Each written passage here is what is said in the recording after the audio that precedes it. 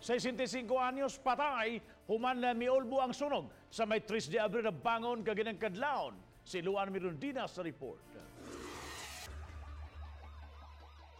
Natugaw ang paghinanok sa mga mulupyo sa Tres de Abril Street dihang kalit lang miulbo ang kayo pasado alas 2 ganihang kadlawon. Tungod kay sagad sa mga panimay hinimo sa light materials. Daling naugdaw ang 22 ka mga panimay sa dapit.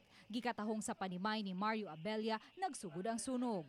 Atul sa hitabo, wa na makagawa sa iyang panimay ang 65 anyos nga si Mario og nakutluan gayud kini sa kinabuhi. Samtang ang banay ni Jesus diriyot usab maapiki sa naitabong sunog. Emosyonal nga gisaysay ni Chimbi de Jesus, 32 anyos, kung giunsa niya pagluwas ang tulo niya ka mga anak gikan sa kayo. Salamat di ko sa Ginoo nga naluwas jud mi.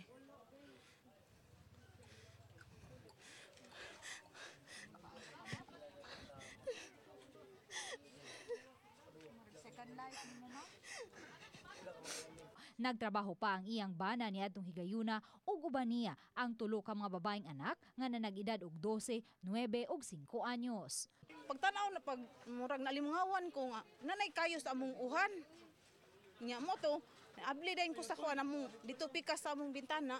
Mo to ano jud koy lain na makuan nang layat mi dito sa itong may pitron. Itsa na ko ato kong 5 anyos nga anak. Giitsa na ko niya sila layat sad sila diha. Nanagan sila diri, nay nagkuha nga silingan sa namo. Padagan sila diri. Kami tuan nami dito sa Petron sa akong duha ka anak tong 5 anyos. Mutundagan nami dito la doktor oy. Tungod sa hitabo, nahiagom og paso sa tuong bukton ang 9 anyos niyang anak nga si Angel.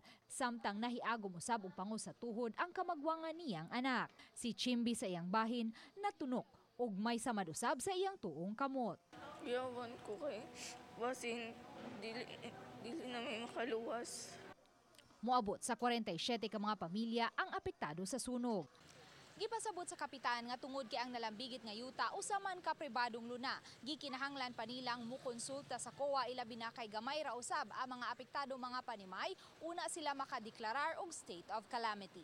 Ako sa i-clarify sa COA then after that magpapatawag ko special session to declare state of calamity. Gitata usab di Kapitan Buendia nga maglisod usab sila pagpatuman og reblocking kay pribado man ang maong luna. We will just coordinate with the city government regarding sa reblocking of unsay ilang unsay negotiation buhaton na sa Tagaytay. Uban ni Rinanti Quiñones, Luan Mirondina, Balitang Bisdak.